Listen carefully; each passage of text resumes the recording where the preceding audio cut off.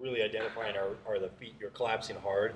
Like, it doesn't look like it's really a mobility issue. You're just having a really hard time controlling that foot, right? More ankle mobility is probably going to help, but it's probably not going to solve the issue, right? And then the next one is maintaining this, which you did a lot better on that one, but we started to collapse again. Let's see if there's any positive change under the bar. Okay. And then I'd say let's put a little weight on.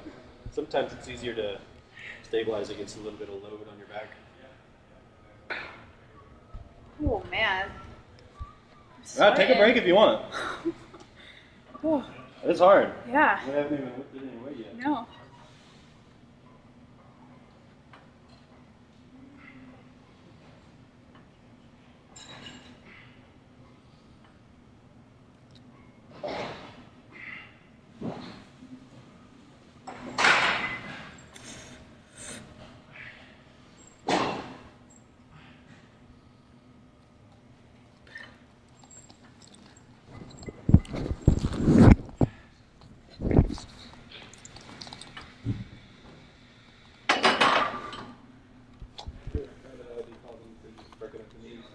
Yeah.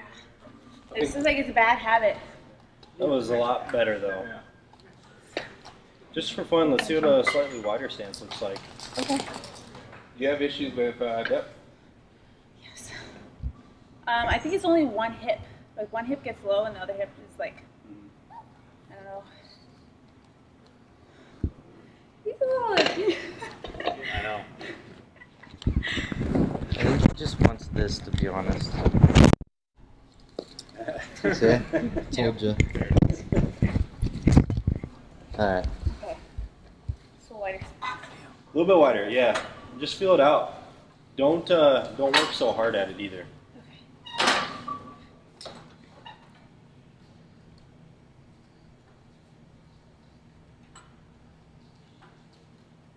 Really try and get some movement out of those hips.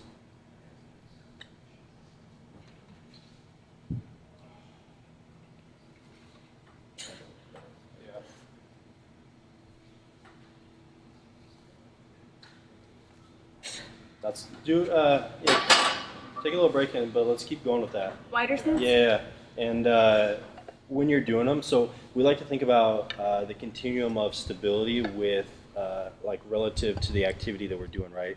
So if we're only squatting with a bar, probably don't need to be pressurizing quite as hard, even though we're like working on intent. Let's try and we think about it in terms of like a dial, right? So we'll adjust that dial to the appropriate setting for the activity that we're doing. Otherwise, we start changing our mechanics because we're just working so hard against a stimulus that just isn't there. So let's dial it back with like the breathing and the bracing a little bit and really just work on the mechanics. Still have the intent to do all this stuff, but don't do it like quite as hard. Yeah. And right now, I actually like that wider stance for you. Feels more comfortable, feels more natural. Yeah.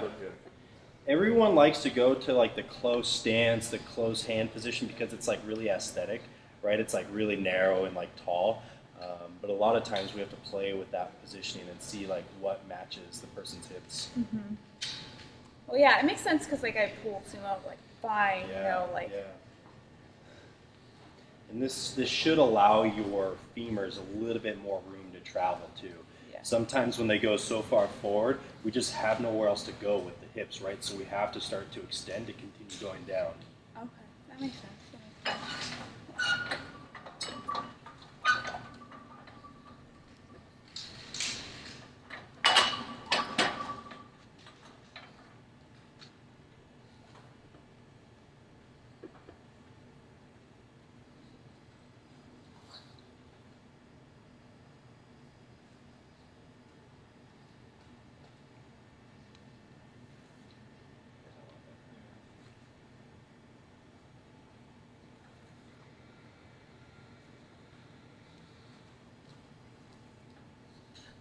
Slow. Try and press the ground away when you come up. There. That was a good one. What do you see in the front, Chris? Anything? It's looking pretty good. Yeah. I really like that stance position. And Terrace had a question about earlier about like what's the optimal stance, and usually we like to like make sure we have everything else like working first before we start diving into that, because then it can come together, and that certainly see that there. Yeah. So, yeah. Feels really comfortable.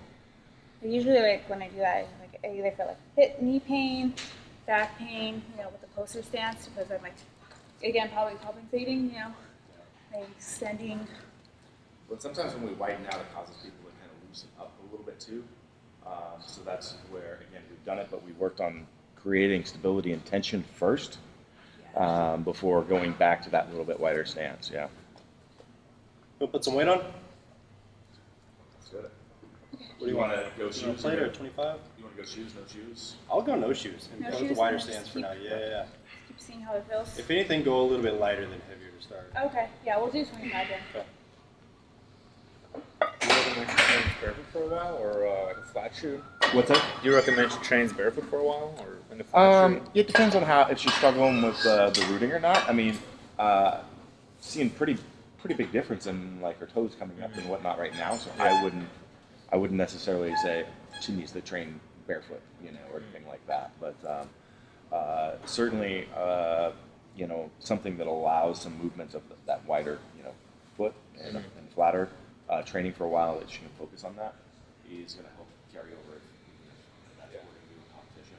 So, Like the We do cross. but sometimes we find we've had clients we've switched for that reason.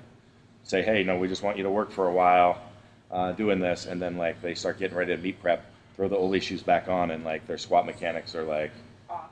like not off because of the switching the shoe, but now we see they never really needed the shoe to begin with. So. Yeah. Well, a weightlifting shoe is only created For because weightlifters can't get into those positions without them. There's very few people who can get into this position with a neutral spine without their heels coming up, right? And that's the purpose of the shoes. Yeah. Powerlifters adopted them because they're nice, right? They're really well made, they're hard, and they allow us to get by some of those deficiencies that we have. Certainly not something that we need to have, but if somebody squats better with it, I'm not going to tell them don't wear them. Yeah. Like, Yeah. but oftentimes we find that people don't need them for actual mechanical reasons. Like, you're not lacking dorsiflexion to be able to get depth on a squat. Simple Yeah. fact. We're doing it right now. Right? Okay. Take it to 2. 2. Tempo. Yeah. Yeah.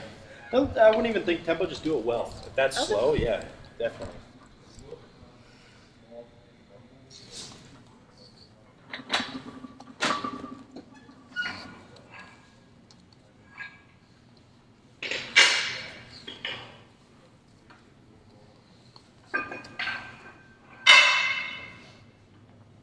Keep your feet. Press. Watch those hips, press the ground away. Press the ground away. Good. Going towards her toes slightly out of position. Moving towards my toes. So a little bit of fault, especially in your bracing coming up, right? So let's take a tempo going down and coming up on the next one, and bias a little bit slower coming up, a little bit faster going down. Okay. What do you think? Going down slowly. So the biggest thing we're looking for is for you to maintain this hip position as you're reversing the load back up, and that's where you're starting to lose it right now. Okay. So, and that's all going to be right here, right? So it's like out really, really hard and being able to maintain this the whole time. If you can maintain this, your squat's now just going to be like a piston up and down, and there's going to be no effort. Okay. 2 of them. Yeah. Nice.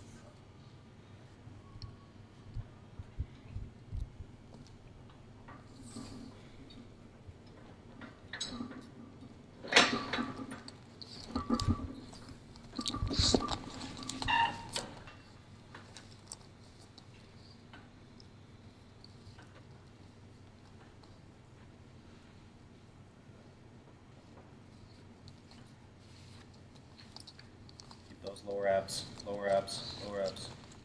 There we go. That was a Much lot better. better. Keep it again now.